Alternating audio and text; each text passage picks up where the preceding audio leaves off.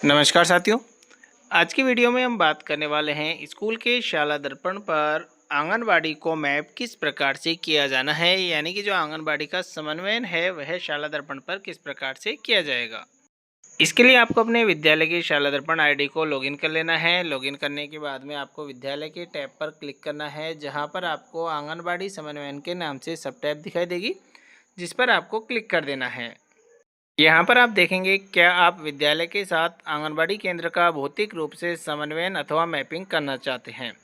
यदि आप मैपिंग करना चाहते हैं तो आपको वहाँ पर क्लिक कर देना है। यदि आप नहीं पर क्लिक करेंगे तो आपका जो शाला दर्पण का होम पेज है आप वहाँ पर आ जाते हैं। तो मैपिंग करने के लिए आपको यहाँ पर यस पर क्लिक करना है, देन आपको गो पर क्लिक कर देना है। यहाँ पर आपको जिस भी आंगनबाड़ी केंद्र को आप यहाँ पर समन्वय कर रहे हैं, लिंक कर रहे हैं, उस आंगनबाड़ी केंद्र का यहाँ पर आपको जो कोड है वो एंटर कर देना है। यदि आपके पास में कोड नहीं है तो आपको यहाँ पर सर्च नियरेस्ट आंगनबाड़ी या स्कूल पर आपको यहाँ क्लिक करना है। जैसे आप इस पर क्लिक करेंगे तो यहाँ पर सर्च करने के यहाँ पर 4 प्रकार दिए गए हैं कि आप दूरी के माध्यम से सर्च कर सकते हैं, आंगनबाड़ी कोड के माध्यम से, आंगनबाड़ी विद ब्लॉक के माध्यम से और आंगनबाड़ी विद ग्राम पंचायत के नाम से। हम यहाँ पर दूरी के माध्यम से करते हैं तो यहाँ पर आपको up to 1 kilometre, 2 kilometre, 5 kilometre इस दायरे में जितनी भी आंगनबाड़ी केंद्र आ रहे हैं आपके यहाँ पर आपको दिखाई देंगे। तो आपको उसके अकॉर्डिंग यहाँ पर सेलेक्ट करना है, देन आपको सर्च पर क्लिक कर देना है। यहाँ पर आपको आंगनबाड़ी केंद्र का जो कोड है आपको यहाँ दिखाई देगा। तो यहाँ से आपको आंगनबाड़ी कोड जो है या तो कॉपी कर लेना है या फिर राइट डाउन कर लेना है। नोट करने के बाद में आपको यहाँ पर बैक पर क्लिक करना है। जैसे आप बैक पर क्लिक करेंगे यहाँ से वापस पॉपअप विंडो ओपन होगी, जहाँ पर यस पर आपको क्लिक करना है, देन आपको गो पर क्लिक कर देना है और जो आंगनबाड़ी कोड आपने नोट किया था उस आंगनबाड़ी कोड को यहाँ पर एंटर करते हुए गो पर क्लिक कर देना है। अब यहाँ पर आप देखेंगे जिस आंगनबाड़ी केंद्र का आपने कोड एंटर किया था उसकी डिटेल आपको यहाँ पर दिखाई देगी, जिसमें आपको एक्शन पर गो पर क्लिक कर देना है। उसके बाद में यहाँ पर लोकेशन ऑफ स्कूल इन शाला दर्पण, यहाँ पर लोकेशन आपको अपने विद्यालय की दिखाई देगी। आंगनबाड़ी केंद्र की यहाँ पर लोकेशन आपको नीचे दिखाई देगी। यहाँ पर आपको आंगनबाड़ी जो कार्यकर्ता है, आंगनबाड़ी वर्कर है, उनका नाम, उनके मोबाइल नंबर एंटर करने हैं। उसके बाद में आंगनबाड़ी हेल्पर के नाम और मोबाइल नंबर एंटर करना है। देन सेक्टर सुपरवाइज़र का नाम, मोबाइल नंबर और आशा सहयोगिनी के नाम और मोबाइल नंबर एंटर करना है। एंटर करते हुए आपको नीचे यहाँ पर कन्फर्म पर क्लिक कर देना है। जैसे आप कन्फर्म पर क्लिक करेंगे उसके बाद में यहाँ पर इंटीग्रेशन का टाइप पूछा जाएगा। इंटीग्रेशन का टाइप यहाँ पर 2 टाइप के हैं कि भौतिक समन्वयन और मैपिंग।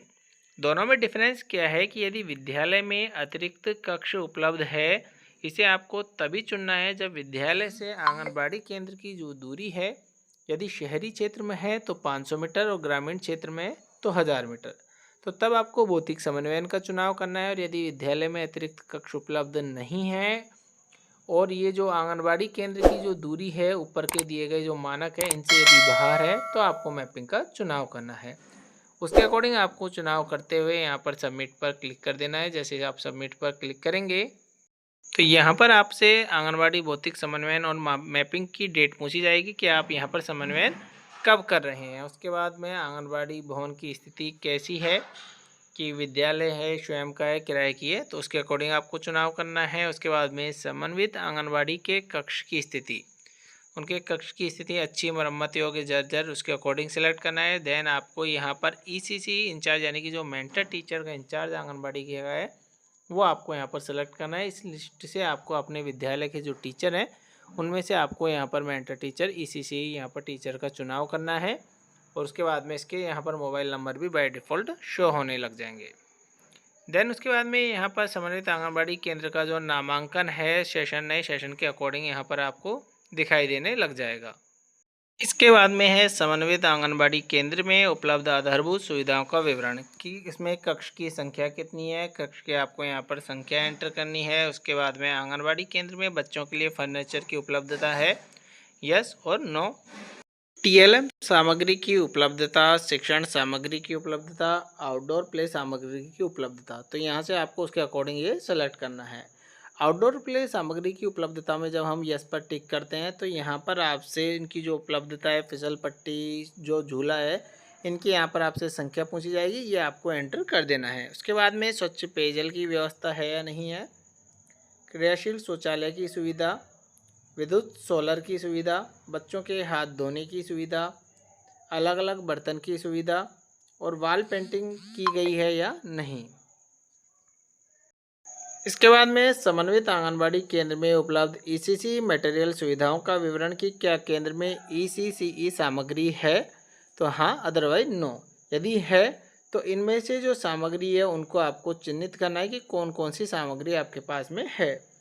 समन्वित आंगनबाड़ी केंद्र में उपलब्ध ईसीसी की जो मॉनिटरिंग है यानी कि जो मेंटर टीचर है उसके बारे में बताया जा रहा है कि क्या केंद्र में जो गतिविधि है समय सारणी के अनुसार करवाई जा रही है, गतिविधि करवाने के लिए उपयुक्त जगह उपलब्ध है, गतिविधियों के संचालन में मार्गदर्शन प्रदान किया जा रहा है या नहीं, और बच्चों के सीखने का स्तर कैसा है कि अच्छा है, संतोषजनक है या असंतोषजनक है। सारी डिटेल फिल करने के बाद में आपको सबमिट पर क्लिक कर देना है।